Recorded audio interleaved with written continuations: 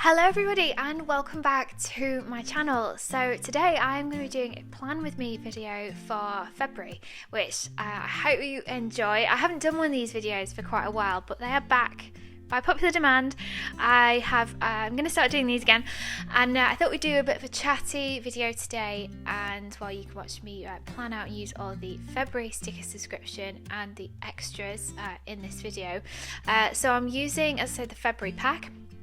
This collection is called Romanticize, and there are some extras as well that I'm using in there, which will be released on the 14th of January. So those foiled stickers that you just saw me going through just now.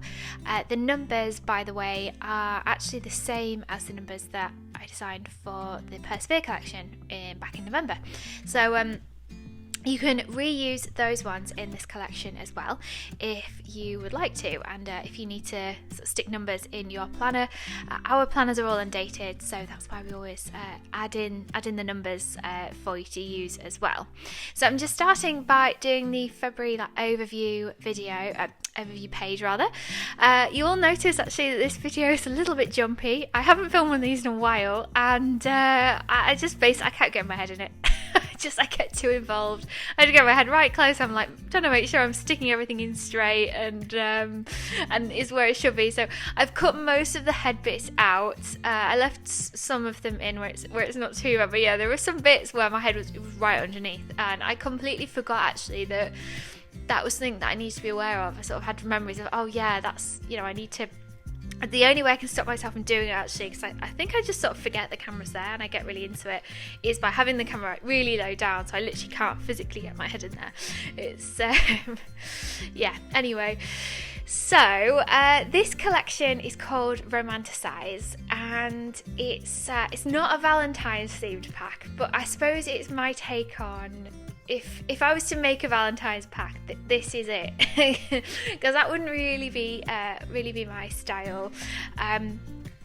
So I like the idea though of romanticize, and the thing about romanticizing your life and that kind of trend all came about because of this idea of being a little bit more present in the moment, being a little bit more slowing down, being kind of grateful for where you're at, being grateful for the season that you're currently in, and yeah, just sort of taking a moment to really reconnect and to, as I say, sort of be present. And I felt like that was such a good message for this time of year, and often the messages that I'm giving out are messages that I need to hear as well.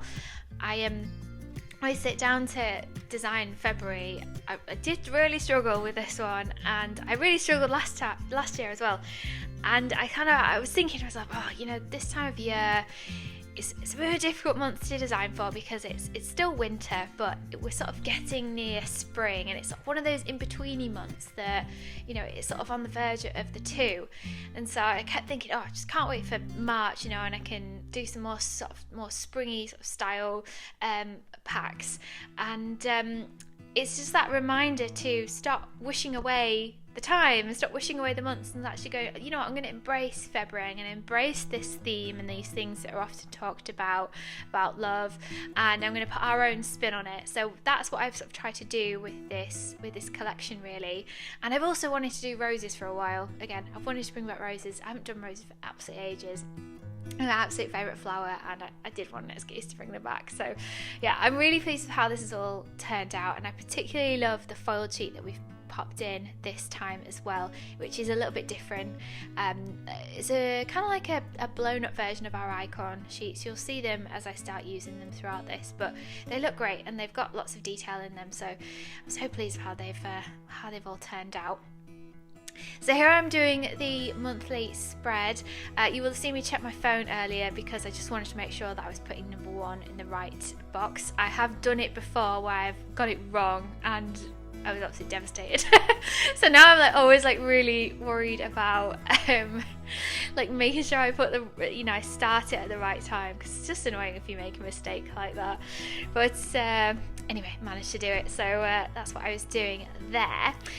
I thought in the rest of this video really, I just want to talk to you about some of my goals for 2024 and my approach to goal setting really for this year, or certainly for the first part of this year, because I'm going to do things a bit differently.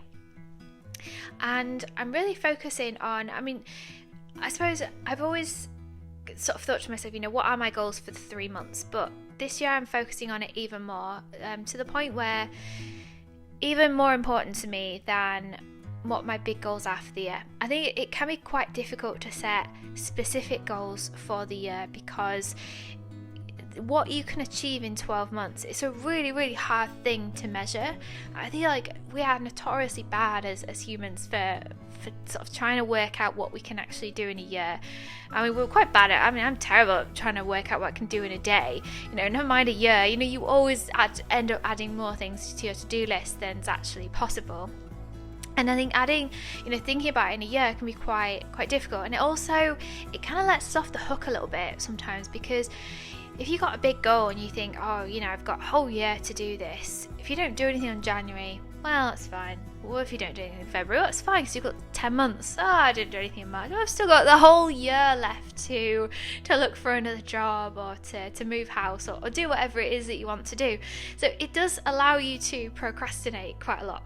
And with 3-month goals, what I find is that they make you really, really focus on quite a short amount of time, but a time that feels quite manageable. Like you've probably got a good sense of, maybe a few things that you've got coming up really in the next 3 months. I'm sure you've probably got at the moment maybe a few things in the calendar, and you can fully imagine, sort of see ahead to at this point, like the end of March, which is where I'm looking to now. So they do allow you that focus and that hyper focus for some time. And it helps you really be flexible as well. So at the end of that first 3-month period, what am I going to be doing next? And that can change, and you can be reactive to things that come up, to changes that are made. Maybe things go better than you thought, maybe things are harder than you thought, and you're going to need to take a bit longer on them.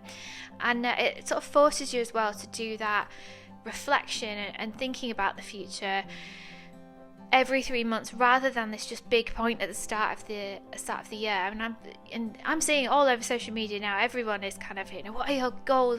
What's your word for the year? What are your goals for the year? Planning for the year. And you often don't see that throughout the rest of the year. But this whole push and focus on it right now, and that puts also quite a lot of pressure on us, doesn't it, to get that right, and to think, I've got to get my goals perfectly, and I've got to make the perfect plan, because all these people are telling me that I need to do that. So it can be quite a lot. It's quite a lot of pressure. Now, the downside to doing 3-month goals is that it can mean that you end up missing the big picture a bit, and you still need to have that big picture of where you want to be, where are you heading, what's that North Star, what's the big vision. And it's still helpful to have a vision for the year as well. So it's still helpful to think, these are some of the things that I want to do this year, and to have a bit of a vision for it, and to sort of set yourself some loose goals for it, because you need to sort of see, what am I doing in the next 3 months as fitting in with a bigger picture, if that makes sense. And the other sort of downside to it is it can make you a tiny bit reactive. So only doing, or too reactive, only sort of reacting to current events and circumstances, rather than actually proactively creating things for you to work on. So you do need both, and it is a bit of a balance, because you don't want to be too reactive, but you do want to allow yourself to be a bit flexible. So that's the first principle that I've kind of really taken on this year, and I'll of course let you know how it goes and how it works out. And the second principle, and this really kind of relates actually back to this whole pack, and a big theme of this is all about really focusing more about the action that I want to take, not just the goals itself. It's very easy to, and I did this so much particularly in my 20s, I was so focused on just achieving the end goal, and that was it, and I didn't really think about as much the actions that it would take to get there. So whether that was, getting a place to live or a promotion, it was all about achieving those things, and almost like the action would just, you didn't really think about it, just like, yeah, I need to save, or I need to do these job applications, or whatever it was. The action was like just a secondary thing that you had to do to get there. And I was always like laser focused on the end goal.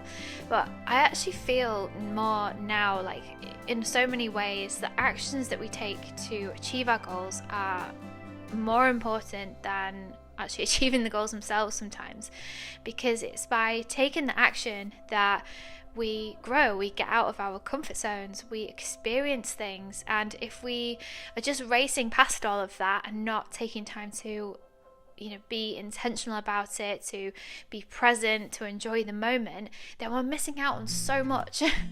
And yeah, I just feel that achieving our goals is great, but also, making sure we are present while we're doing that is such an important thing, and it's a good thing. And even if you don't achieve your goals, then if you have taken the scary action, if you have got outside of your comfort zone, you applied for the job that made you feel nervous and you turned up for the interview, you started the YouTube channel, you sent your book proposal off to a publisher or an article over to a publication, then that's amazing. And just by doing that, just by having that experience, even if it didn't work out, you would have still got something from it and you would have still benefited from that. So with that in mind, the goals that I've been sort of thinking about for the next 3 months myself are quite focused really around ones which will force me to get outside of my comfort zone and to do things differently and to experiment. So for example, first goal is on Instagram, second on YouTube. And with Instagram, it was, I remember when I first started my business, it was all about engagement and likes, and those are the important things that you wanted to measure against. It was all about getting 10,000 followers, and funnily I got 10,000 followers, and then I kind of had that peak, and then I started losing followers. I always joke that every time I do a post on YouTube, I get subscribers. Every time I do a post on Instagram, I lose subscribers or followers, which I don't really know why, but that's just the way it is, which always makes me laugh. But anyway, so the goals that I've set myself around Instagram and YouTube are around reach. Both similar, different, so it probably won't mean very much to you if I tell you them, but Instagram, I want to reach 10,000 people's accounts in a month, and YouTube, I want to reach 1 million views. So 2 goals that for me are going to push me outside my comfort zone, force me to think about inventive ideas of how I can create content, and help me really focus on doing those different things. But it is also going to allow me to develop new skills and to keep developing. I was reflecting the other day on how much my photography skills had improved since I started doing my own photography. I've only been doing it for a couple of years, and that just comes with practice, and it comes with consistently doing things. And I often look at things like my YouTube videos and I think, it's not as good as other people's, and I know that will only get better with practice, with me actually sitting down and recording them, and not overthinking it either. I do sometimes get a bit nervous about showing up, which I know is totally natural, and you might be surprised to hear me say that, but sometimes you don't want to show up. Sometimes you just feel a bit like you don't really want to get out there. And I know if any of you actually, at some point I really hope that I can meet you in person. If you ever met me in person, you probably would be quite shocked to hear I am a bit of an introvert, because most of the time I come across with lots of energy.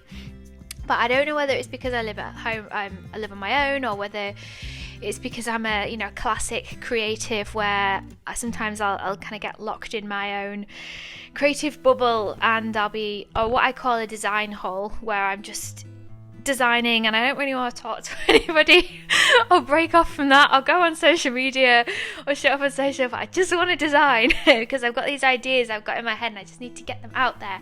So yeah, sometimes I do find it a bit tricky. So yeah, that's one of the areas that I've set myself some goals in, and the other is around doing some more sticker designs, which actually I could really do with your help and insight on, and looking at refreshing a couple of our sort of longer kits or bigger kits. Our vision book kit, it's been on the back burner for a while to get that updated, and a couple of our goal setting kits too. And I've also been thinking about some journaling essentials or journal prompts and things like that we could also create. So I'd love to get some of your feedback on that. I'd love to know, like, what are you missing? What do you feel like you could do with some support in? What do you always think to yourself, man, I really wish this thing existed? let me know in the comments. I would love to hear from you. So I've got a couple of kits that I am looking to design or redesign. I will keep those a little bit to myself as a surprise for you, but that's another one of my big goals, because I'm ready to sort of take that the next level with the designs as well. So yeah, that's sort of where I'm at and what I'm focusing on in the next 3 months. Another thing that I thought I'd just mention to you, we're thinking about doing, is maybe getting out there and doing some shows this year. Maybe getting back on the craft fairs again. I will maybe talk about that a bit more in the next Plan With Me video. I had sworn off them from some very early experiences that I had with craft fairs. You know what? I will tell you all about that in the next Plan With Me. That would make a great topic, and I will tell you some of my horror stories and moments where I really wanted to quit. So yes, I really hope you've enjoyed this video and this little chat about goals. And let me know what some of your goals are for the new year as well. And thanks so much for watching along and listening in, and I'll see you all again very soon.